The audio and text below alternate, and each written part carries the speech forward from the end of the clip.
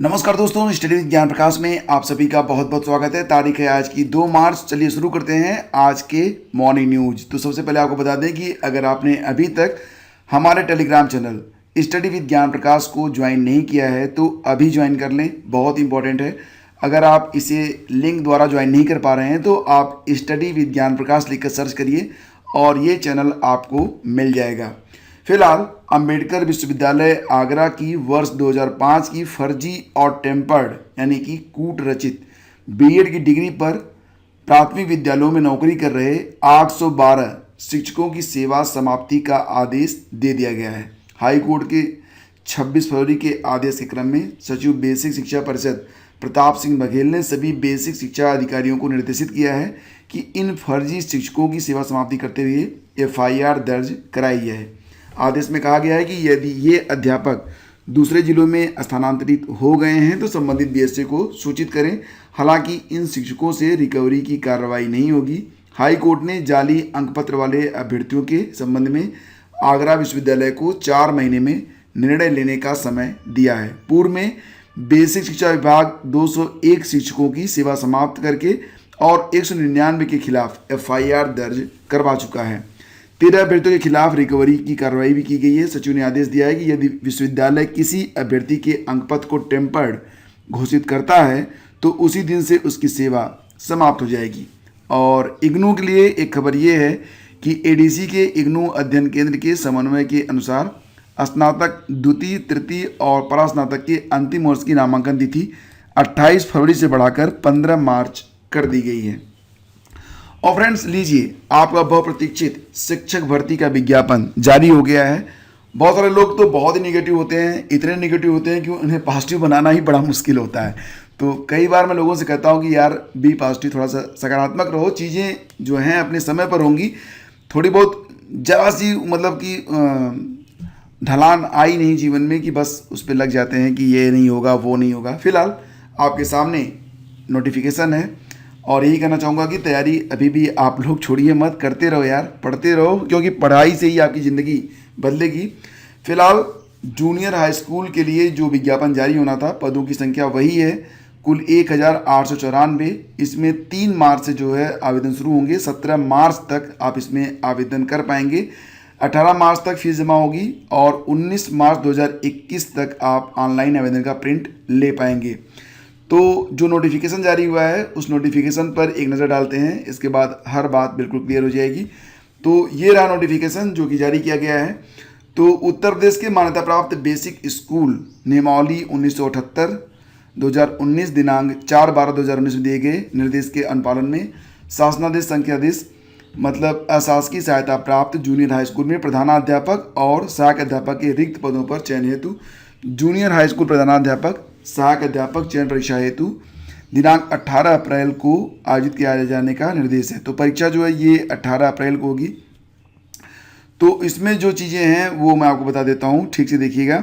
तो सहायक अध्यापक चयन परीक्षा वर्ष 2021 में सम्मिलित होने वाले जो इच्छुक हैं उनके लिए नियमावली दिनांक 4 दिसंबर 2019 में जो निर्धारित योग्यता है वो आप देख लीजिए। तो जो ऑफिशियल वेबसाइट होगी वो updled.uv.in होगी। यहाँ पर जाकर आपको आवेदन करना है और ऑनलाइन आवेदन की अंकित प्रविष्टियों में संशोधन का कोई अवसर नहीं होगा। तो ध्यान दीजिएगा कि कोई भी त्रुटि ना होने पाए। अगर किसी से फॉर्म भरवा रहे हैं तो लगातार वहाँ पर देखते रहिएगा, चूक मत करिएगा। तो इसका मतलब ये है कि रजिस्ट्रेशन को सबमिट फाइनल करने से पहले ऑनलाइन अंकित प्रविष्टियों का अभिलेखों से मिलान कम से कम 2 बार कर लेना, ठीक है। इसके बाद अभ्यर्थियों को ऑनलाइन आवेदन को फाइनल सबमिट करने से पहले पंजीकरण प्रपत्र के घोषणा पत्र डिक्लेरेशन फॉर्म को डाउनलोड करना होगा। उसमें अंकित प्रविष्टियों का भली भांति मिलान करने के उपरांत निम्नलिखित घोषणा को स्वलिखित रूप से हस्ताक्षरित करते हुए अपलोड करना अनिवार्य है। एक तरीके से फिर आपकी जिम्मेदारी होगी कि आपने सब कुछ देखा है और अब आप दोबारा से संशोधन की मांग नहीं करेंगे। तो यहाँ पर लिखा होगा कि मैंने ऑनलाइन आवेदन पत्र में अंकित प्रविष्टियों का प्रिंट निकालकर उसका मिलान मूल अभिलेखों से कर लिया है और उसे सही पाया है। फाइनल सेव होने के उपरांत मुझे अपने आवेदन पत्र में अंकित प्रविष्टियों में संशोधन का कोई अवसर देय नहीं होगा। आवेदन पत्र में अंकित किसी भी त्रुटि का पूर्ण उत्तरदायित्व मेरा स्वयं का होगा। एक रियायत यहाँ पर आपको मिल रही है और रियायत ये है कि ये कहा गया है कि अभ्यर्थी एक से अधिक ऑनलाइन आवेदन न करें। अभ्यर्थी द्वारा एक से अधिक ऑनलाइन आवेदन किए जाने की स्थिति में आवेदन शुल्क जमा किए गए अंतिम ऑनलाइन आवेदन को मान्य करते हुए पूर्व के समस्त आवेदन निरस्त कर दिए जाएंगे, जिसका संपूर्ण उत्तरदायित्व अभ्यर्थी का होगा। मतलब ये कि अगर आपसे त्रुटि फिर भी हो ही जाती है तो जो आप अंतिम बार फॉर्म भरेंगे कंप्लीट वही फॉर्म मान्य होगा, उसके पहले के जो भी आपने आवेदन किए हैं सब निरस्त हो जाएंगे।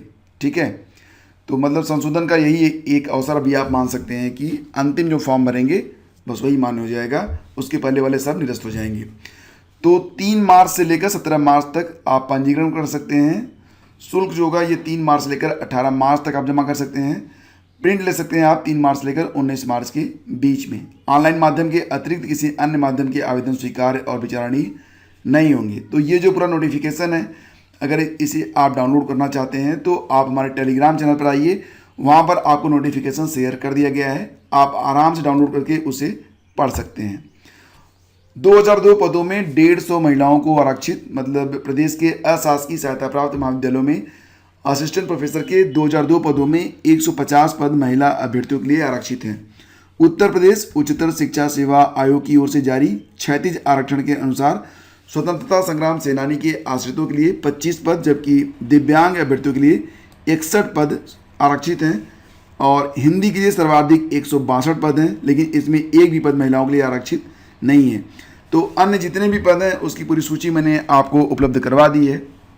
और यहाँ पर वर्टिकल और हॉरिजॉन्टल जो दोनों प्रकार के रिजर्वेशन होते हैं उसकी भी सारी जानकारी आपको नोटिफिकेशन मिल जाएगी। फिलहाल जो वेबसाइट है अभी वो लाइव नहीं है, तो ये है वेबसाइट की वर्तमान स्थिति।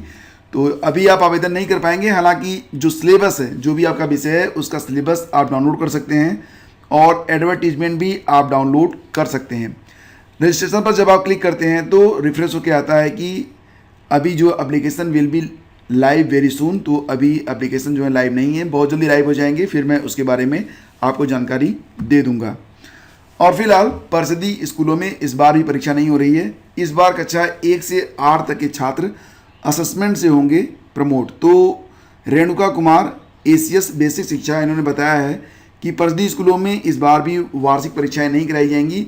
हम 100 दिन का प्रेरणा ज्ञानोत्सव कार्यक्रम चला रहे हैं और कक्षा स्तर पर बच्चों का असेसमेंट किया जाएगा। इसी के आधार पर उन्हें अगली कक्षा में प्रमोट किया जाएगा। तो बेसिक शिक्षा परिषद के स्कूलों में कक्षा 1 से 8 तक के विद्यार्थियों को इस बार भी बिना परीक्षा अगली कक्षा में भेजा जाएगा। और शैक्षिक सत्र 2020-21 में करीब 10 माह शिक्षण कार्य प्रभावित रहने के कारण परिषदीय स्कूलों में छात्रों का कक्षा स्तर पर असेसमेंट कर उन्हें प्रमोट किया जाएगा। और असेसमेंट में प्रेरणा ज्ञानोत्सव के जरिए बच्चों के सीखने और पढ़ने की क्षमता का आकलन किया जाएगा। तो जैसा कि आप जानते हैं कि मार्च 2020 के दूसरे सप्ताह में इन स्कूलों का संचालन बंद हो गया था।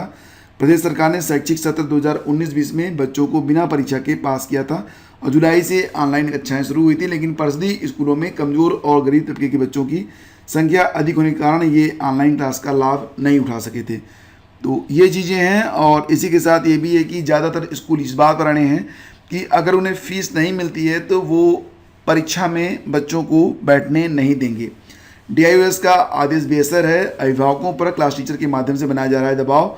तो यहाँ पर कुछ कॉलेज हैं संक्रमण के कारण आर्थिक संकट से जूझ रहे अभिभावकों के सामने बड़ी समस्याएं हैं। स्कूलों ने फीस नहीं जमा करने वाले बच्चों को वार्षिक परीक्षा से रोक दिया है। जिला विद्यालय निरीक्षक के निर्देश के बाद भी स्कूल वाले मानने को तैयार नहीं हैं।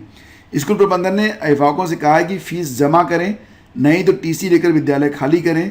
दूसरे बच्चे फीस लेकर प्रवेश के लिए प्रतीक्षा कर रहे हैं। सिविल लाइन्स क्षेत्र में स्थित ICSC से संबंधित शहर की चर्चित स्कूल की प्रिंसिपल लगातार अभिभावकों को मैसेज भेजकर फीस जमा करने का दबाव बना रही हैं। अभिभावकों पर क्लास टीचर के माध्यम से भी दबाव बनाया जा रहा है। हालांकि यहाँ पर कुछ स्कूल ऐसे भी हैं जो ये कह रहे हैं कि कोई ज़बरदस्ती नहीं है और उनका ये भी कहना है कि जो अभिभावक वास्तव में किसी परेशानी में हैं उनसे मिलें। उनको अप्रैल मई तक का समय दिया गया है। बिना कारण फीस नहीं जमा करने वाले अभिभावकों से कहना है कि वो बच्चों और शिक्षकों के हित में फ़ीस जमा कर दें। तो तमाम चीज़ें हैं, मिला जुला कर ये है कि फ़ीस नहीं जमा हो रही है तो दिक्कतें सामने आ रही हैं। और हरियाणा लोक सेवा आयोग के द्वारा हरियाणा PCS का जो विज्ञापन है जारी किया गया है, तो इसमें 3 मार्च से लेकर 2 अप्रैल तक ऑनलाइन आवेदन आप कर सकते हैं। वेबसाइट hpsc.gov.in है। इसकी जो प्रारंभिक परीक्षा होगी ये मई जून में होगी, जिसमें 2 पेपर होते हैं, जनरल स्टडीज और सिविल सर्विसेज, मतलब CSAT, civil services aptitude test. और ये दोनों पेपर क्या होंगे, ऑब्जेक्टिव होंगे। और मुख्य परीक्षा में अंग्रेजी और हिंदी की परीक्षा होती है, हिंदी और अंग्रेजी निबंध के साथ जनरल स्टडीज और एक वैकल्पिक विषय। इसमें जो उम्र सीमा होती है वो 18 से 42 साल की होती है। आपको स्नातक होना है।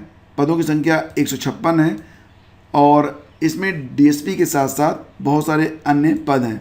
तो नोटिफिकेशन आप हमारी टेलीग्राम चैनल स्टडी विद ज्ञान प्रकाश पर आकर डाउनलोड कर सकते हैं। Thank you so much for watching the video. और आज के लिए आपका जो करंट अफेयर का नोट्स है ये पब्लिश कर दिया गया है, इसको आप लोग चेक कर लीजिएगा, बहुत इंपॉर्टेंट है ये वीडियो, तो इसको एक बार आप लोग जरूर देखिएगा। शिक्षक भर्ती परीक्षा बहुत ही करीब है, तो अब जो प्रश्न होंगे काफ़ी महत्वपूर्ण होंगे, तो एक भी प्रश्न आपको छोड़ना नहीं है। Have a great day. जय हिंद। वीडियो पसंद आया तो लाइक और शेयर करना बिल्कुल भी मत भूलिएगा।